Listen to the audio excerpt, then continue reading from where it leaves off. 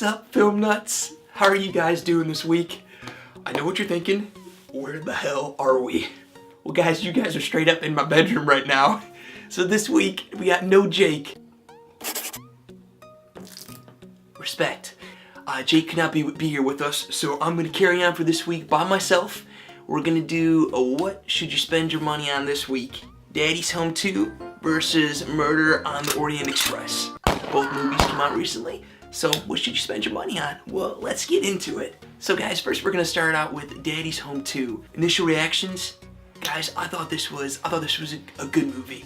Leaving the theater, I was happy I saw it. I got to see it with my family, which was really fun. If you're looking for a good, solid family Christmas kind of comedy, this is one of the first, I think, at the moment, one of the best Christmas family options right now. So let's just kind of get right into it. With director, we have Sean Anders.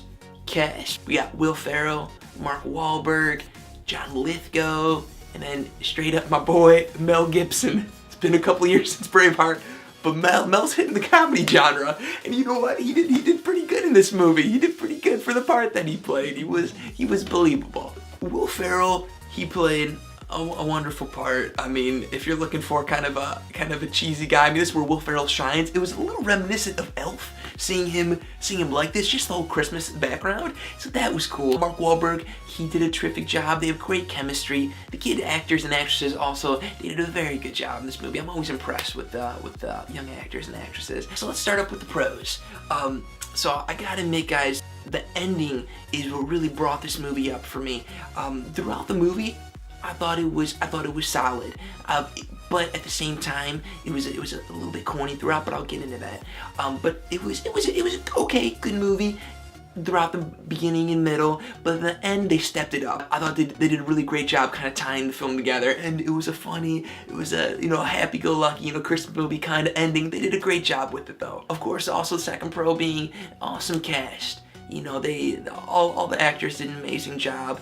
If you like Daddy's Home 1, you're definitely gonna like this one, especially going for more of the Christmas one. So it's like Daddy's Home 1, but just make it a little more Christmassy, and then you're adding Lithgow and Gibson. Basically, the plot of this movie is the dad's coming from pretty much out of town. So it's kind of like Bad Moms Christmas 2 in that kind of sense, where their mom's kind of coming on in. But in this case, John Lithgow, Will Ferrell's dad, and then Mel Gibson, Mark Wahlberg's dad.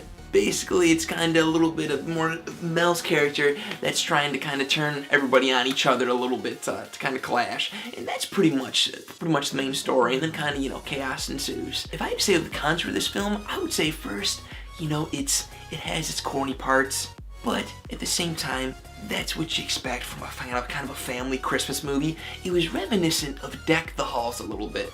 Cornier, over the topness in some of the scenes, and so some of it was a little bit cringy at times, but the kids love it. Of course, if you're a family, your kids are gonna love it. So my second con would be just that some of the parts were over the top. Where you're just like, there's no way in hell that would happen. But you know what? I mean, it's a movie, so everything gets a little exaggerated for you. But yeah, so guys, if I had to rate this mother, I would give it about a 7.5. Now, I'm sure Jake will give it a 7.6, so, I'll see you now, Jake. Guess who has the camera and tripod now, son? So that kind of sums it up for Daddy's Home 2. Now we're getting into Murder in the Orient Express. Initial reactions, well, I really had high hopes for this one, guys. I don't mean Jake, we're really looking forward to see this one.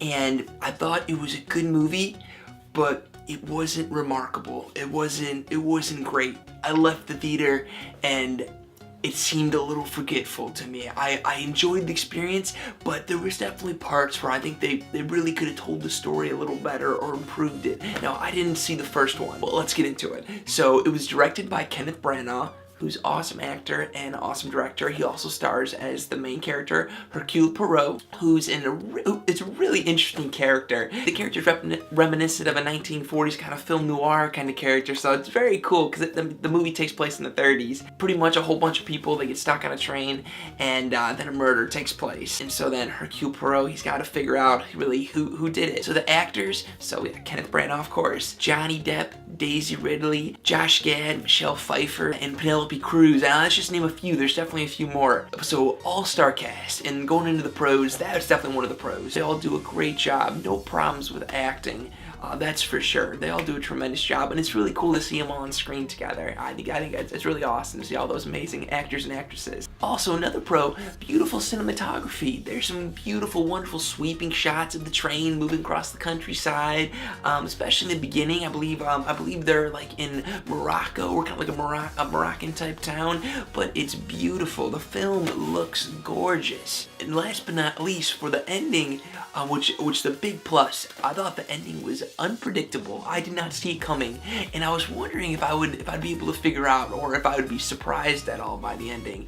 And I can genuinely say, guys, that I was. I did not see the murder coming or anything like that. So that was really nice. I love a film with a good surprise on it. So now, when we're talking about cons, I think the setting of the film really ended up hurting it, in the sense of, so everything takes place on the train and within the train, and so after a while you can't really depend on the setting to really amp things up, to really get the excitement going, because it's just the same old, it's a small train, so it's just the same old place. So it really falls onto the characters to really make things intriguing and interesting, to really keep this plot going. And that's where I think the movie fell short. In the middle, I found myself bored. And the beginning was solid, but in the middle, when we were learning all about kind of the characters, I found myself getting bored, and I feel like I shouldn't have been. I think what caused that was the characters weren't quite as rich. I didn't read Agatha Christie's book, so I'm assuming Kenneth Branagh really stuck to the characters, but the characters weren't as rich as I was hoping for. Yeah, I found myself being bored in the middle. So overall, guys, I'm gonna give this one a 7 out of 10. It was a good film, but I wish they would have told the story a little bit differently. There were just some faults where it dragged it down a notch or so. So, what should you spend your money on this week? 2 very different movies, but if I had to pick, both good movies, but Daddy's Home 2. I would say Daddy's Home 2 wins out on this one. But both very different movies, and I believe they both deserve to be seen in the theater. Well, yeah, so guys, thank you for tuning in. As always, me and Jake love you, and we will catch you guys next time. I hope you guys go see the movies. Hope you enjoy them. All right, catch you guys next time. Yeah.